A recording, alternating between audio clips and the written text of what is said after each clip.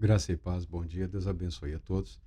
Estamos de volta falando sobre teologia moral ou ética cristã e aproveitamos para falar também sobre os ensinamentos dos sábios do Talmud ou a Ética do Sinai. É um livro que nós temos aqui, é um material de estudo, é um material de estudo pessoal, porque consideramos correto, consideramos adequado que, ao nos referirmos ao pensamento, à mentalidade judaica, por assim dizer, né, porque hoje dividem o ser humano em modos de pensar, ou cosmovisão que fala, né? Dizem que eles têm uma maneira específica de enxergar o mundo ou a realidade, e que nós, desse lado aqui do mundo, enxergamos de outra maneira. Eles chamam isso de cosmovisão, visão do mundo ou visão da realidade.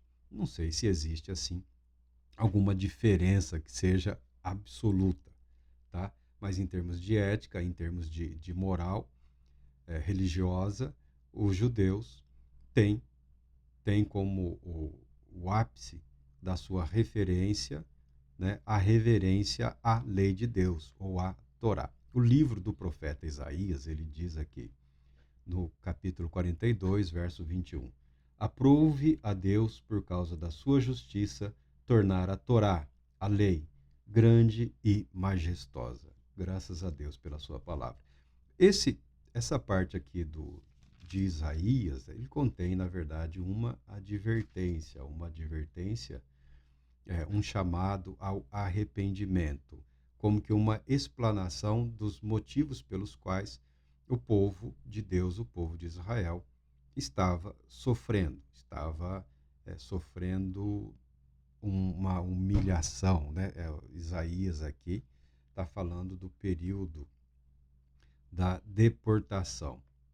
da deportação de quase todo o povo, ou de boa parte do povo de Israel e Judá, para nações estrangeiras.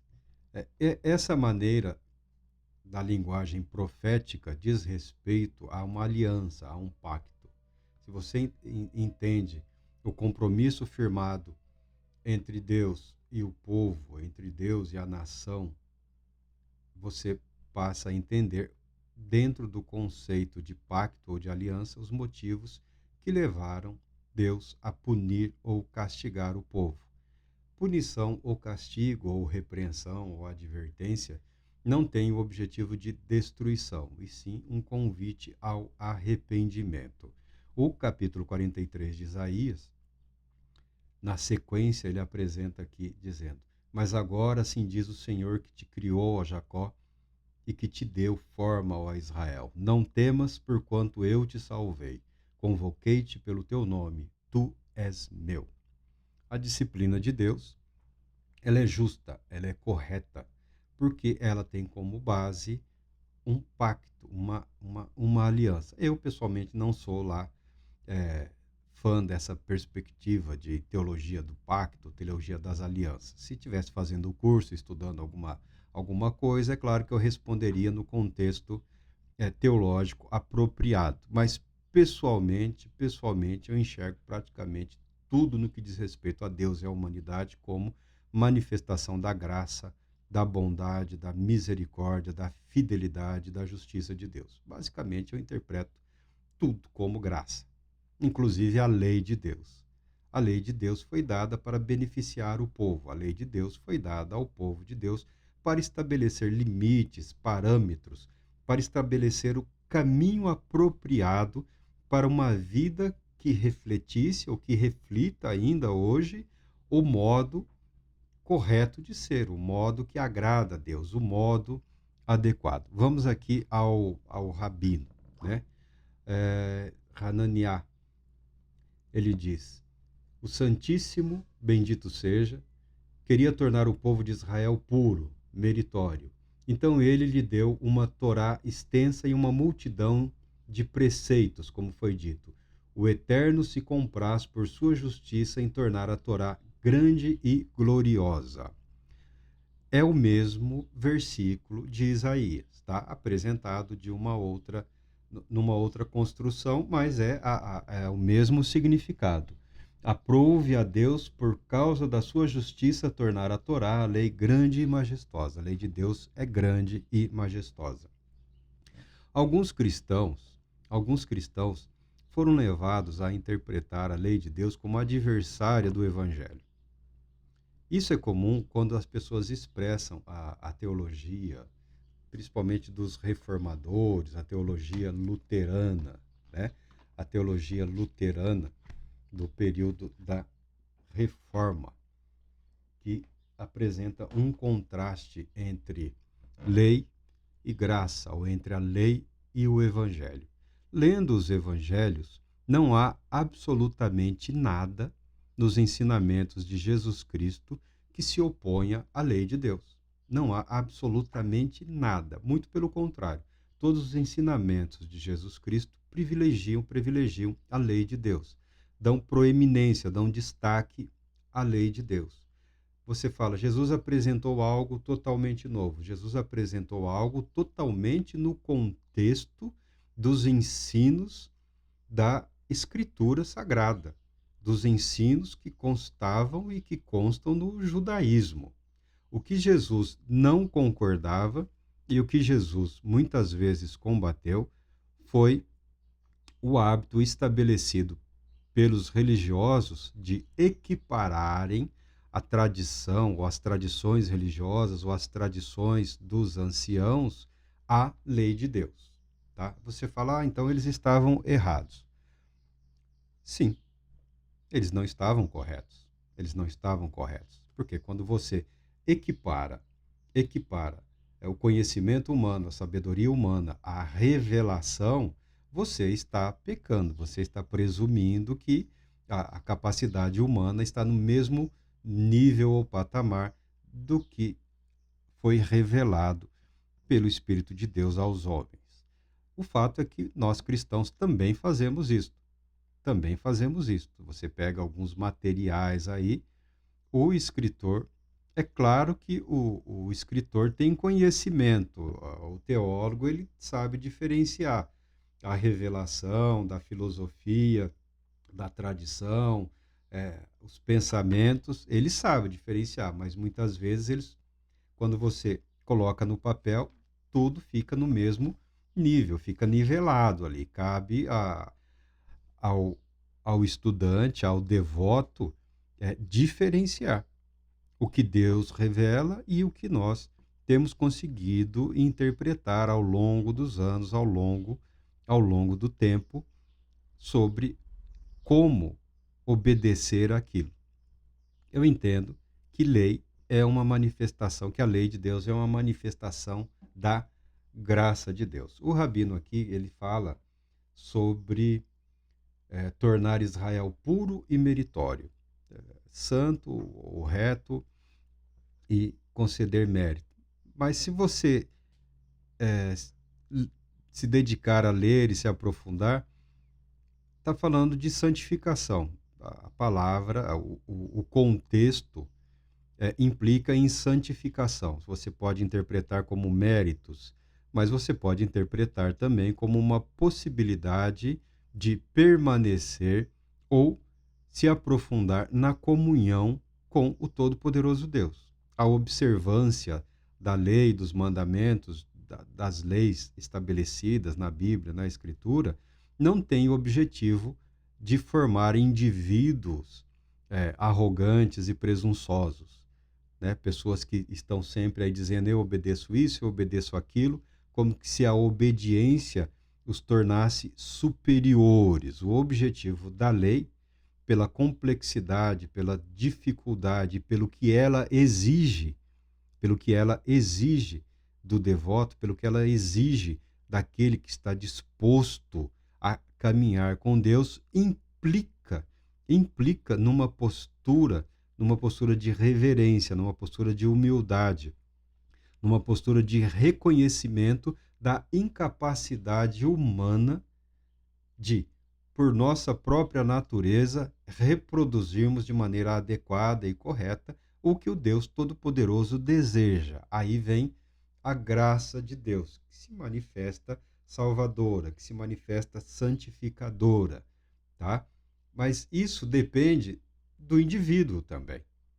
A lei não tem o objetivo de mutilar a vontade. A lei tem o objetivo e o propósito de conduzir de maneira correta e adequada. Os judeus, eles estabeleceram ao longo dos anos algumas ideias sobre leis positivas e leis negativas, tá? Então, estudando as escrituras judaicas, que nós chamamos de Antigo Testamento, eles conseguiram extrair um certo número de mandamentos, né, 248 preceitos positivos, 248 possibilidades de fazer o que é bom e também 365 negativos, ou seja, o que é proibido fazer.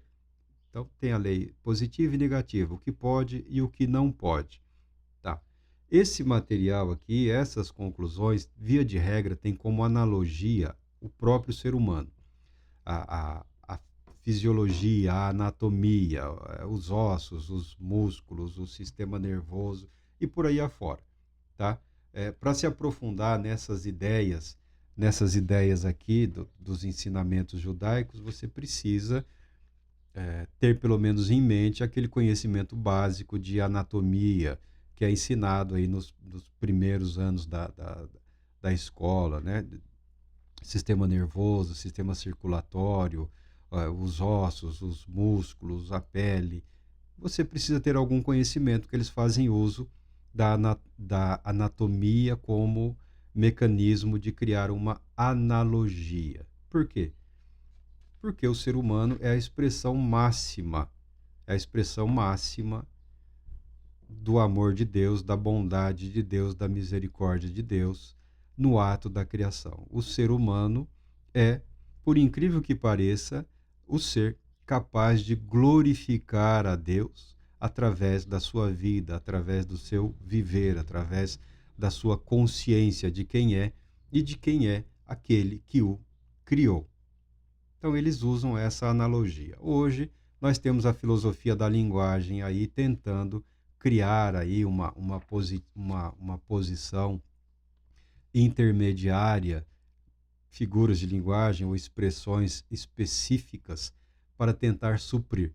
Eu entendo que a beleza da analogia que eles usam é inigualável, é incomparável e é capaz de produzir na mente, na consciência de quem se dispõe a estudar, uma visão mais adequada e apropriada dos propósitos e dos interesses para a nossa vida, conforme estabelecido nas Escrituras.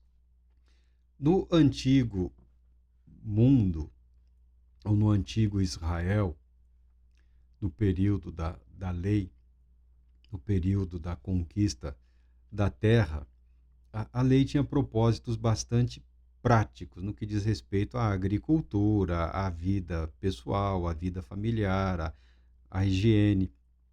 E tinha o objetivo também de proteger Israel das ideias incrivelmente estranhas que existiam naquele mundo, naquele período, inclusive as práticas da agricultura, criação de animais, vida familiar e vida social.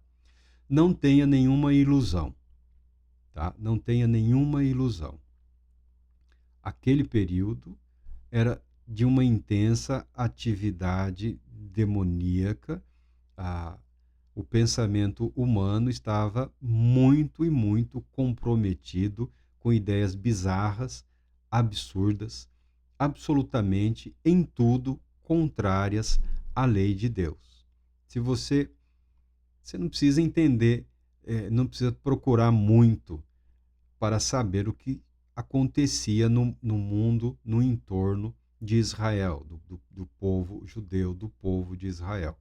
Lendo os mandamentos, o que se proíbe, você só proíbe algo que existe, você só proíbe uma prática que é desagradável, você só proíbe algo que não traz benefícios, você proíbe algo que vai criar corrupção, que vai degenerar, que vai desagregar e vai destruir. O mundo no entorno da nação de Israel era exatamente, praticamente tudo, devido aos vários povos, o que a palavra de Deus condena, tá? O que se vivia era o que a palavra de Deus condena. Essa é a ideia de ser santo. Ser santo não é tanto o ser diferente, não é uma questão de fazer oposição. O ser santo, o ser meritório, o ser agraciado pela lei de Deus é aprender a conduzir-se de maneira adequada e apropriada. A lei de Deus não proíbe a alegria. A lei de Deus não proíbe o sexo. A lei de Deus não proíbe a família. A lei de Deus não proíbe o trabalho, não proíbe a agricultura, não proíbe o comércio. A lei de Deus não proíbe o conhecimento. A lei de Deus não proíbe a sabedoria. A lei de Deus não proíbe o homem de ser homem, não proíbe a mulher de ser mulher. Não. A lei de Deus estabelece a maneira da pessoa se conduzir conforme proposto por Deus. Isso nem sempre dava certo, isso nem sempre acontecia. Tal qual nos dias de hoje, algumas pessoas acreditam que podem agradar a Deus fazendo o que Deus condena, ou fazendo o que Deus não proíbe de uma maneira ou de um modo que ele proíbe, tá? O ser humano é dado a esses experimentos, infelizmente. Mas o objetivo aqui da linguagem dos sábios aqui, da linguagem que eu não estou me atendo a ler, eu já li, já estudei. O objetivo é esclarecer o seguinte: a lei de Deus santifica, a lei de Deus purifica, a lei de Deus cura, a lei de Deus restaura, a lei de Deus traz uma compreensão clara e absoluta de quem nós somos.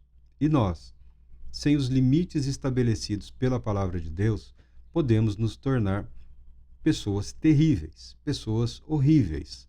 A sociedade humana sem limites, aliás, muito mais importante do que limites, é a orientação no que diz respeito à conduta correta, à conduta adequada. Não que as pessoas tenham que ser perfeitas. Não que as pessoas tenham que ser perfeitas. Muito embora a palavra de Deus nos convide a esse desejo, a essa vocação. A vocação humana é essa, é a perfeição, é a santidade, que se consumará na eternidade em Cristo Jesus. Ponto. Não adianta pensarmos que do lado de cá da eternidade tem alguém que é santo de forma absoluta, ou perfeito, ou somente com pensamentos bons, ideias boas. Não existe esse ser humano, tá bom? Não existe esse ser humano. Existem caricaturas, existem bizarrices, existem posturas religiosas, filosóficas, que permitem às pessoas expressar algo que não são. E esse é o problema dos dias de hoje. Esse é o problema dos dias de hoje. A pessoa, há uma espécie de liberdade para a pessoa expressar o que ela não é, falar sobre o que não sabe,